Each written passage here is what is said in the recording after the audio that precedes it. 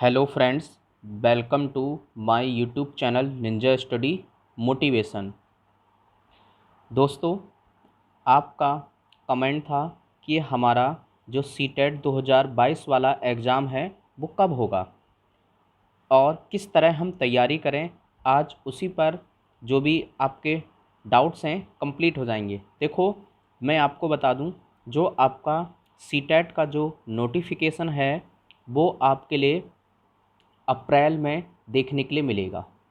और इस हिसाब से अगर अप्रैल में आपका नोटिफिकेशन सेकंड या थर्ड वीक में अगर रिलीज होता है तो आपका जो एग्ज़ाम है जुलाई के सेकंड वीक से स्टार्ट होने की जो संभावना बन सकती है।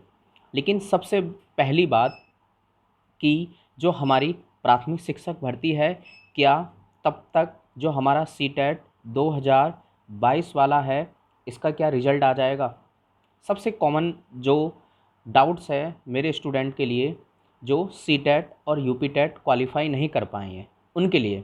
देखो, मैं आपको एक बात बता दूं, जो अभी आपने न्यूज़पेपर में सुना होगा कि जो हमारी प्राथमिक शिक्षक भर्ती से रिलेटेड जो भी आपको इन्फॉर्मेशन दी जा रही है वो देखो हर तरह से 100% राइट नहीं होती है। ये बात मैं आपको पहले भी बताता हूँ और आज फिर बता रहा हूँ। आप अपनी पढ़ाई पर फोकस करें। सपोज करो जो आपका पेपर है सुपर टैट वाला, जो सुपर टैट का जो आपका एग्ज़ाम है, अगर वो 3 से 4 मंथ बाद हो तब तक आपका सीटेट क्वालिफाई हो जाएगा। इसलिए आप परेशान बिल्कुल ना हो, आप सीटेट की प्रिपरेशन करते रहें और साथ ही साथ आप सुपर टैट की भी प्रिपरेशन करते रहें जिससे आप अच्छा स्कोर कर सकें। अगर आपको ये 3 से 4 मंथ है इसका टाइम आपको मिल जाएगा।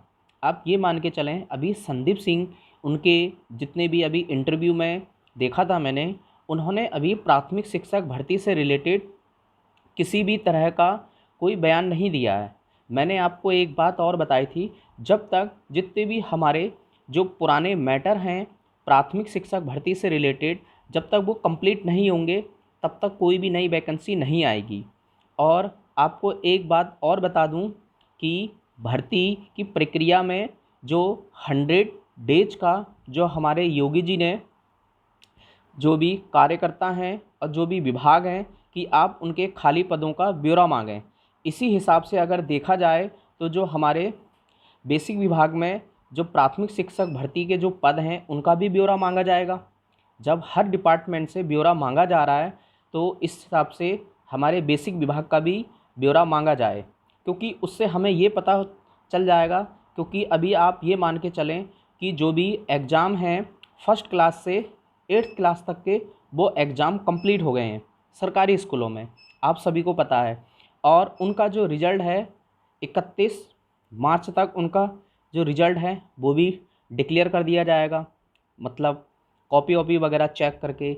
उसके बाद आप मई में जाके उनकी जो छुट्टियां होती हैं वो देखने के लिए मिलती हैं।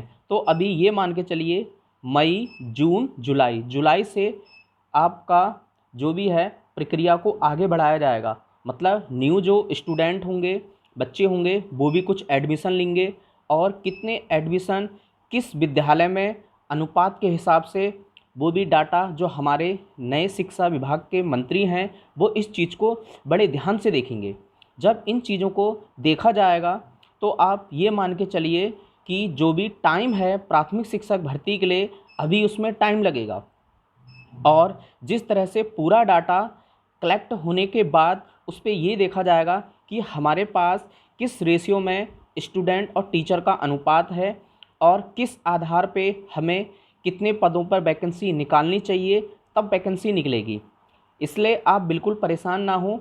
हाँ, आपको मैं एक बात और बता दूं कि जो अभी आप एलटी और टीजीटी, एलटी और जो टीजीटी के बारे में जो भी प्रक्रिया चल रही है टीजीटी की 7,000 वाली पदों पे कि ये वैकेंसी आने की संभावना है और पद हमारे खाली हैं अभी 26,000 प्लस। लेकिन आप ये मान के चलो कि 26,000 तो नहीं, लेकिन हाँ ये मान के चलें कि 10 से 15,000 10 से 15,000 के बीच आपके पद आ सकते हैं। इससे ज़्यादा पद नहीं आने की संभावना बन रही है। और एलटी में आपके 7 से 8,000 के बीच, 7 से 8,000 के बीच। लेकिन सबसे पहले आप इस चीज़ को ध्यान रखें, जो भी नोटिफिकेशन आएगा वो पहले एलटी का आएगा, उसके बाद टीजीटी का आएगा, उसके बाद कहीं जाके आपको प्राथमिक शिक्षक भर्ती का नोटिफिकेशन देखने के लिए मिलेगा। अगर कोई आपको गुमराह कर रहा है कि आपका नोटिफिकेशन इस मंथ रिलीज़ हो रहा है या अगले मंथ में रिलीज़ हो रहा है, तो भाई आप उसकी बात पे विश्वास ना करें, क्योंकि देखो अफवाहों का दौर है और हमें अफवाहों से बाहर निकलना है। आप बताओ 3 साल से कितने अफवाहों पे आप विश्वास करते रहेंगे। इसलिए हमें क्या करना है, हमें तैयारी में लगे रहना है। जब भी नोटिफिकेशन आएगा आपको पता चल जाएगा। बस आपको ये मान के चलना है कि हमारे पास टाइम कितना है। आप अपने मंथ को इस तरह से डिवाइड कर लीजिए, 2, 3, 4, 5 ये मंथ हो गए, ठीक है। अभी आपके पास तैयारी करने के लिए कम से कम 4 मंथ का टाइम होना चाहिए, 1, 2, 3, 4, ठीक है। आप फर्स्ट मंथ में क्या करें, जो भी आपके टॉपिक वीक हैं उनकी, जो भी आपको जहाँ से भी आपको तैयारी करें वहाँ से तैयारी करें। सेकंड वीक में जो आपके टॉपिक कंप्लीट हो चुके हैं उनका रिवीजन करें।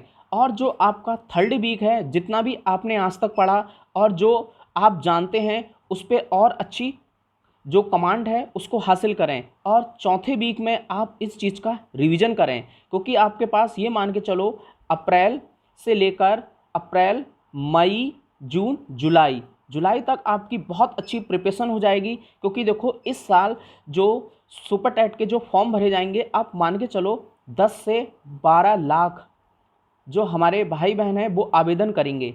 और ये बात मान के चलो वो भी दिन रात पढ़ रहे हैं।